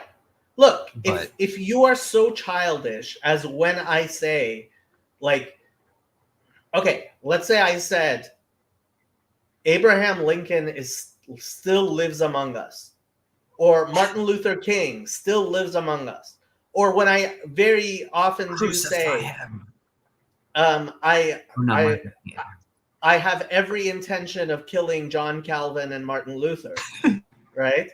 Which I do. If you think that means that I want to go to Wittenberg and dig up his dead corpse and like shoot it, or even that I want to like go back in time 500 years ago and shoot him, like that's not what I'm talking about. And if you can't understand what I mean when I say I want to kill Martin Luther, then that's a problem with you being childish. And no, childlike belief is not good. Like, We have to understand children. We have to understand children. That doesn't mean we should not be adults. We should be more than children. Gotcha. So back to this idea of how do we get on this? Because I was asking you about archangels. Yeah. So people like to say what they like to say, aha, you believe in angels or something? Like that doesn't make sense. Yeah, they're like, oh, like they try to Kabbalists pray to angels. And it's like, yeah, no. Well, the reason I would I've never prayed to angels, but I wasn't brought up Catholic either. I haven't prayed to saints. There doesn't seem to be too much of a difference to me. And I thought the prayer to saints was that you're acknowledging a hierarchy. You're not placing the saint above God or the angel above God, but you're like making offerings, requests to certain angels or saints that have a better connection to the one true God than you do. That's my understanding of it, but it could be way off. I am going to do something incredibly dangerous, which is try to remember off the top of my head which chapter in Genesis I am trying to find. Let me see if it is in fact it is in fact Genesis 48, I believe.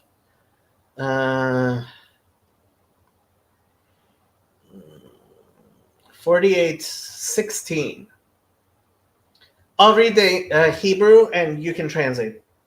Hamalach hagoel oti mikol ra, yivarech et hana'arim, ve'yikareh bahem shemi, v'shem avotai Abraham ve'yitzchak, ve'yidgu la'ov v'kerech haaretz.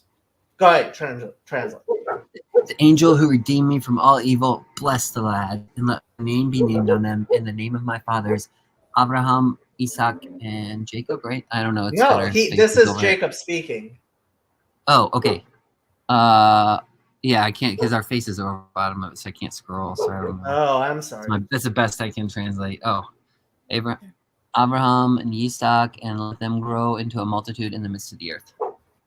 Right. So this is Jacob blessing the children of Joseph, and he prays, the angel who redeemed me from all evil, bless the lads, and let my name be named on them and the name of my fathers, Abraham and Isaac. Right?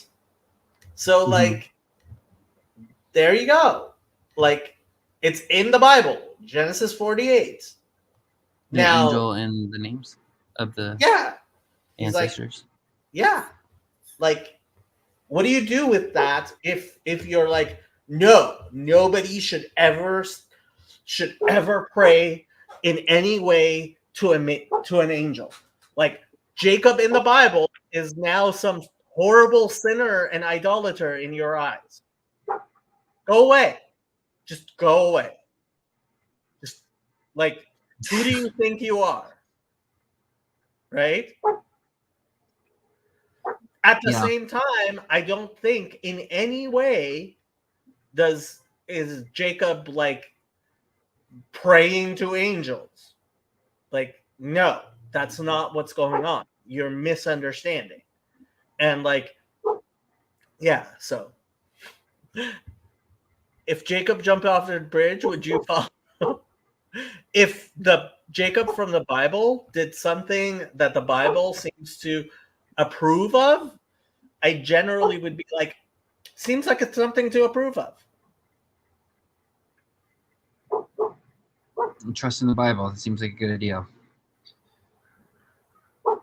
Like, so I had a question too. This is a bit unrelated to this topic, but since you brought up Genesis, it reminded me. So how dare you ask me about the Bible? I hate when people ask me about the Bible. Dan, it says in Genesis 49. Well, his name made judge too. That's not the meaning of his name or something like that. What? What are you saying? Did you say Naaman? Dan's name, it means judge or something like that. Don means to judge.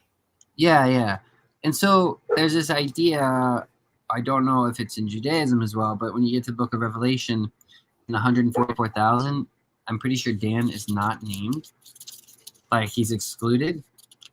And isn't Dan the one in the book of Judges that, like, does, am I remembering right? And but I've always heard, I'll backtrack a little bit. I've always heard in Christianity, I don't know how prominent this is, but because in the 140,000 it lists off the names of the children of Israel, and Dan is excluded, and I've heard the reason being was because of what they did in the book of Judges, where I think they took some idols and they expanded their territory farther than they were commanded to, or something like that. And so, like, their seat of judgment or having a seat of authority was taken away. I mean, is that right? That came up in a study on Revelation, I heard too. You've heard that as well? I'm not some great whatchamacallit. I'm not some great scholar of Revelation there, but if you count up to 12 tribes, you'll notice there's 13 of them, and so because there's always a question of which one don't you count. Yeah, but it's interesting to me that, okay, so I thought this was, for some reason I thought that was that same idea was in Judaism. I don't know where it is in the Old Testament, though, if that Dan is excluded somewhere. But it'd be interesting to me that Dan is excluded because of just the meaning of his name and that prophecy over him in Genesis 49. Oh, so you want to destroy all judgment, and you're one of those universalist people. So no, wait, what do you mean? One of these things That's what I'm trying to do. Why you're trying to explode? You're trying to... because they found the land God allotted to them unacceptable, so they abandoned it. That's what I kind of heard too. Yeah, and I'm like, yeah, I don't know where that idea came from. I'm not trying to destroy all judgment. I quite like judgment a lot. I feel like it's hard to destroy. Yeah. Oh, come on! I think I am a universalist. I am, but I do think judgment is connected to mercy ultimately. But I think you can't have one without the other. So, but I don't know about.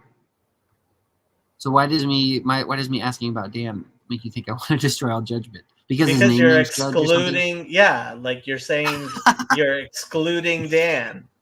I didn't. The book of Revelation did. Go ask John the Revelator. Oh my gosh, his writings are. Kirk, I thought it had something to do. I don't think we're gonna be. I mean, I don't think I'm gonna be streaming very much longer because, like, I did this stream because I wanted to answer people's questions about the stupid tunnels. It sounds like they're digging tunnels outside my window, Jason, but actually that's just the regular winter snowplow that goes around at 3 a.m. most days. If we could get a hold of that machine, we could dig some good tunnels. But we did just have snow and freezing rain. They're getting ahead of their 3 a.m. run. I think I'll try to find it. I thought there was the wrong person. Maybe Yosef would be a better person to ask. Okay, because I'll try to find out if there's an idea like that somewhere in the Old Testament. Because I know that the way Christians connect it, their reasoning is something to do with the Book of Judges, where they take that little idol and expand their territory or something like that. Before the Levite's concubine gets smashed at the threshold of the door. We should just study the Book of Judges sometime. That book is crazy. This whole Bible's crazy. Well, we could do Genesis. Genesis is pretty crazy too, to be honest. Genesis is. I just read through it and I'm just like, what is going on here? And you got Joseph practicing divination. There's some more of that pagan stuff I was talking about with his silver chalice.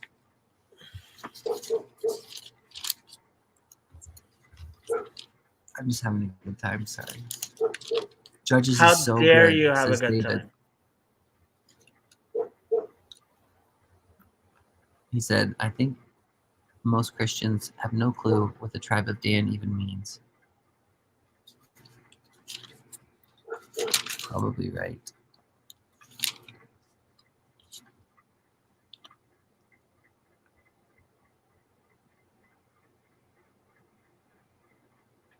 Oh, I can ask Joseph or Hezi or something about the tribe of Dan and what happened to them. If the roads are plowed, should I go to Guitar Circle at 7? Go to what? Guitar Circle? Oh, Do you have a yeah. guitar? That sounds fun. I don't play it. If you have a guitar, I would go to Guitar Circle. Yeah. They'll make me play, and I haven't practiced. Why haven't you practiced? Mm. Whose fault is that? The cat I don't yet have. You're getting a cat? Pardon? My friend is trying to convince me that I need cats because her work is rounding up all the feral cats that they have running around. Apparently, there's quite a lot to choose from, which means there should be some young ones. Yeah. And she said, of course, it would be better to take 2 because then they'll keep each other company and discuss their plots for how to destroy my stuff. Feral cats. I'm thinking about it. You are? Oh my gosh. I miss cats. Yeah, my son has been allergic to cats, but his last allergy test didn't show any major allergies. So I'm kind of thinking if I get a nice short hair, maybe give him some whole milk, and it'll cure his cat allergies. Trust me. I did get an insight as to where you could legally buy whole milk if it didn't bother you. You milk the feral cat, give it to your son. It will cure his ills. No. David said he'd love to join in for a judge's conversation. Yeah, there you go. David's one of the people I've been trying to rope into getting involved in my channel. Really? Then you have to study judges. David is pretty smart. David is pretty smart for a Christian. Well, does he want to build tunnels? Apparently. I will. That's good. There was a lot of support for your man cave idea. Might even solve the meaning crisis. Nice. That's good. Good, actually. Has Jacob ever used recreational drugs? Why aren't they asking? And Kirk wonders why I don't think it's a good idea for him to be on my channel so much. That's the cool kid Kirk, though, right? Yeah. Does he always have like a different name? I thought his name was. No, I think Black Mask is one of the things he uses on YouTube. Black Mask.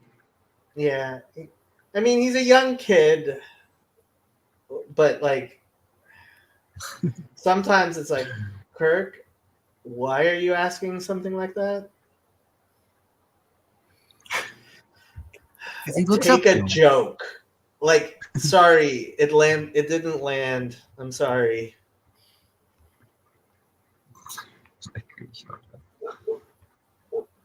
Now they're quoting. Okay.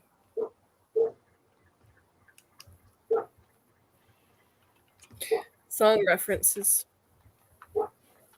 What time is it there, Jacob? It's not so late. But like I should be doing like actual stuff in the world. But yeah. It's still light out there, right? It's dark here, but it gets dark here about 4. How close are you to Nevada, Jacob?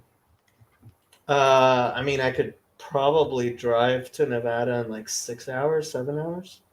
That's not that far. I'm wanting to, I don't know how it's going to work out, but I'm wanting to go gold painting this summer in my motorhome. And I want to go out that way. So if I'm out that way, I'll try to stop by and see you. If you are within 6 hours of California, I will drive 6 hours to come see you. Yeah, we can meet in the middle or something if you want. Not Vegas, though. I hate Vegas. Really? So Yeah, do you know I what don't I like do at cities. Vegas? What do you do At in Vegas, I go to one of the limit poker tables, like 2-4 limit, Yeah. and I sit there and I play.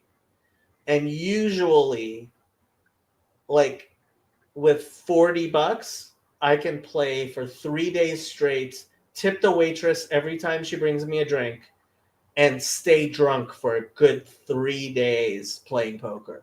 What? So it is so Oh, that much sounds fun. fun. Yeah, like do I'll you give you play $40. poker? Do you play poker? I haven't played in a long time. My dad used to have poker nights every once in a while, but it's been so Just long. I don't know. just as long as you know the percentages well enough to fold and it's structured, it's pretty easy. And the other people are also drinking. Like no, like it's a bunch of people who are just playing. Like it's not like Yeah. people trying to win money for rent or anything. It's Yeah. you can just sit there and just just fold a lot, Okay. and Well, I'll go for the just women, not the money. drink and stuff.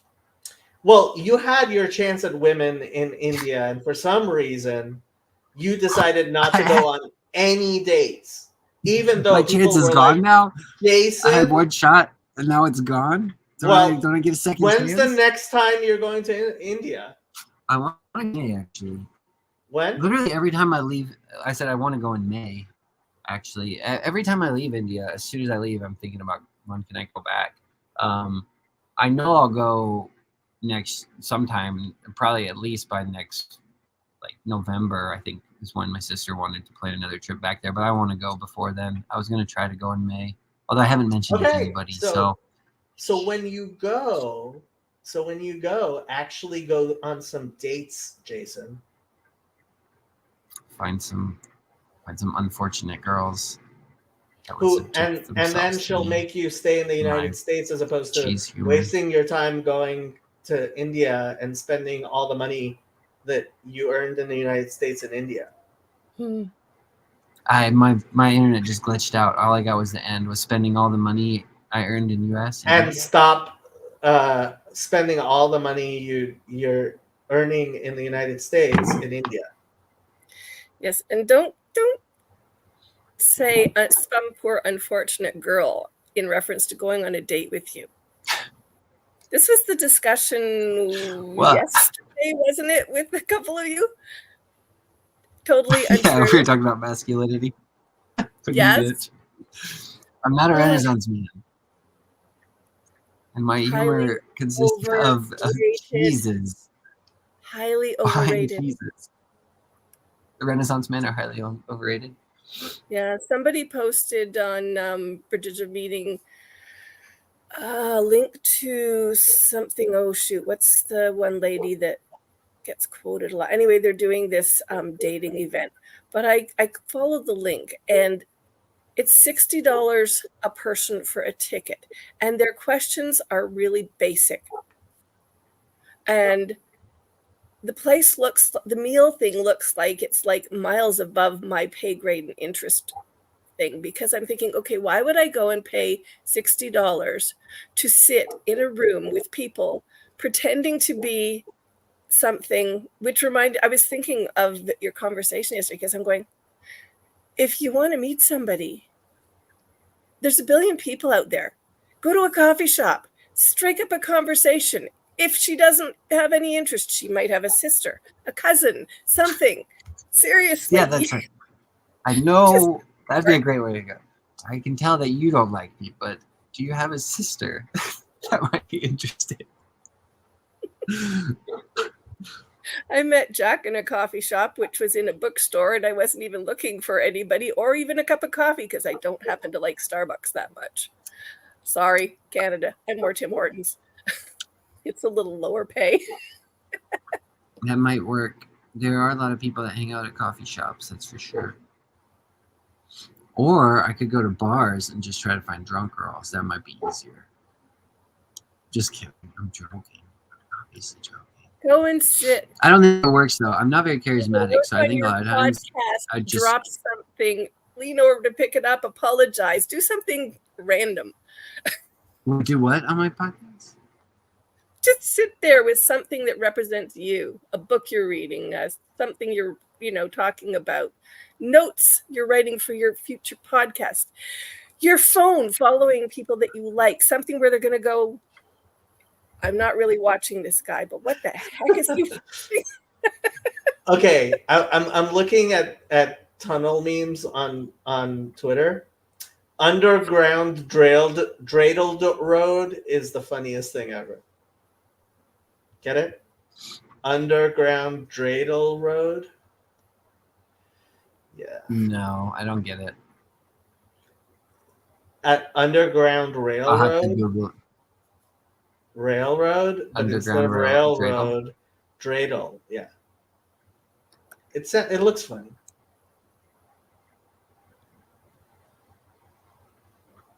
Okay, maybe it's not. There's one other thing. Oh, so I don't know finances work very well, but I heard that India and Russia are going back to a gold standard. Would that mean that the value of the money would increase, right? Over time? I very much doubt they're going back to a gold standard, and people have been saying that for a long time. I would be shocked, and it makes zero sense.